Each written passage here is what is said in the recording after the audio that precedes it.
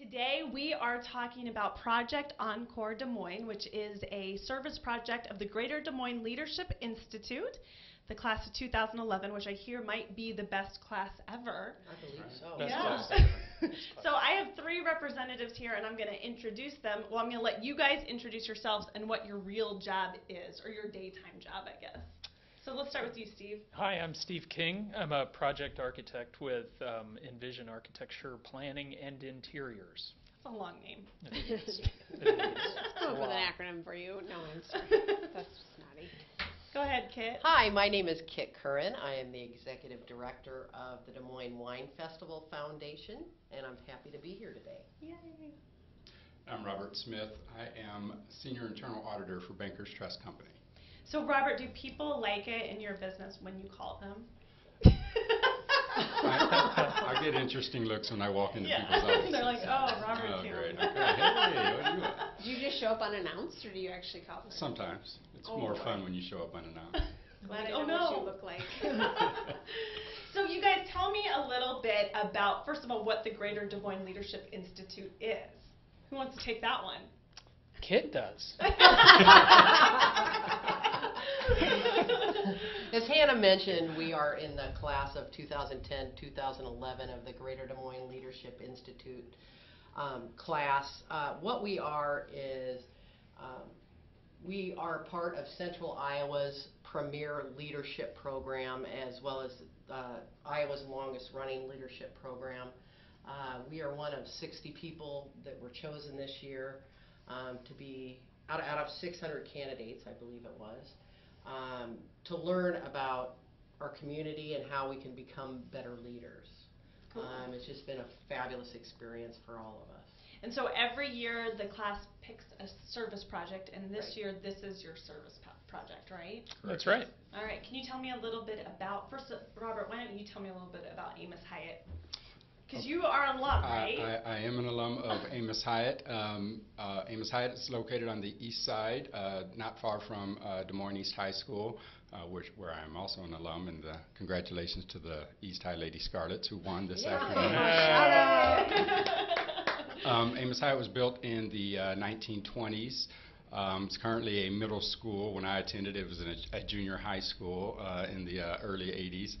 And the auditorium itself has been basically untouched other than some paint since the time that the school was built. And when we had the opportunity to review the projects presented before our leadership class, I think this one spoke to the class from a major impact standpoint.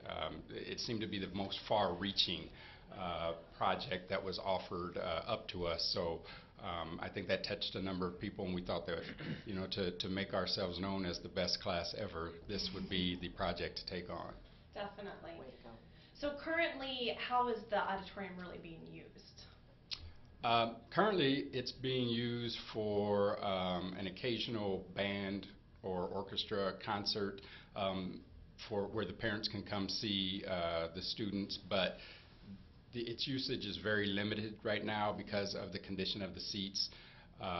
They're not able to have assemblies within the auditorium or do their eighth grade promotion in the auditorium. They've actually had to do 8th grade promotion at East High and at North High over the last few years because they cannot seat the parents and relatives of the students. So it gets very limited usage presently. Okay. So Katie asked a good question earlier, kind of a hard question to maybe answer, but a lot of people might be wondering, well, how did it get to this point, or where is everybody else? It kind of seems like a forgotten part of Des Moines and the school district, so how has it not really been touched since 1926? Can you answer that, or do you have any? It's a really good question. Or am I just putting you on the spot?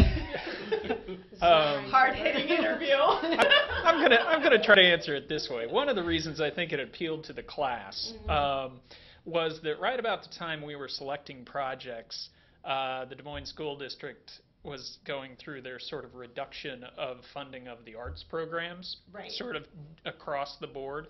And I think that we saw this as potential or current leaders in the community. We saw this as an opportunity to say arts education is important And we think that we need to, this is a performing arts venue. The school's in relatively good shape. It's 80 years old, but it's been fairly well maintained. The janitorial staff does a great job, but it's been a junior high for 80 years, and there have been junior high boys in that auditorium for. Because girls wouldn't do anything. Well, they would. No, of course not. So the chairs are beaten up. Some of them are broken. I don't know how many chairs I saw Robert's initials carved into. I'm sure there's been a number of Robert Smiths, so it couldn't have been you. And one of the things that's often asked when we're out raising money for this project, why aren't the taxpayers paying for this? And the reason is as we've mentioned, it's an 85-year-old school. Right. And in doing that, there are priorities with regards to the taxpayer dollars. There's no air conditioning in this school. They're saving towards that. They're trying to update so they have appropriate air quality within the school. They're trying to upgrade the technology and that type of thing within the school. And so there are many things besides an auditorium that take priority with taxpayers' dollars. And as we all know, there's X amount that is allotted to every school. Another thing is it's in a neighborhood that is quite transient. There's a lot of people that may move to other parts of the city or out of town and whatnot. And unlike many schools, this Amos Hyatt doesn't have a booster club or a PTA club, where often you'll see in other parts of the community where they have parents that put on bake sales and carnivals and that type of thing to help for this very thing. And that's why we felt so impassioned to get in there and help them. Right. Can you drive it home and tell us how many kids are affected or unaffected by, how many kids are in the school district here we're talking? Well, in the school itself, there's approximately 600 students. Wow. And so then even more than that, I know that one of the things we had talked about earlier is that the community wants to use the area too, because the community doesn't really have a place to gather either. So what does that sort of look like when this is done? What we're anticipating and what our vision is to have a neighborhood facility. Not only a place where the students can gather, whether it's a band concert, whether it's a speech, whether it's drama, several programs that they don't have at this juncture because they just don't have a facility to be able to have performances. But what we want to do is we're already in talks with one of the hospital associations to have types of health classes, whether it be CPR, ongoing health, wellness, also financial information to help people handle their finances better. Just a place where the community, the parents of these children can get together because there is no venue available in that area at this point.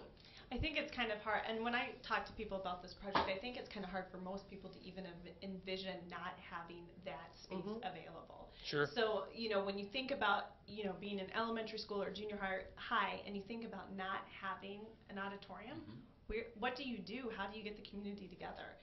And one of the things that when I was talking to Joy is that Joy is the principal at Amos Hyatt. I heard that they've made great strides the last couple years in implementing things like the uniform code.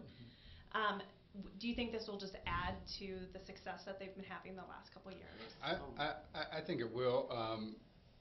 It is a neighborhood right now that is going through a transition. There is revitalization going on in that neighborhood. I mean, if you look up the street to the south a little bit, there are big things going on between Grandview University and East High School. Grandview has partnered with East High and has done a lot of things with the East High Stadium. This, to me, is just another step in that revitalization.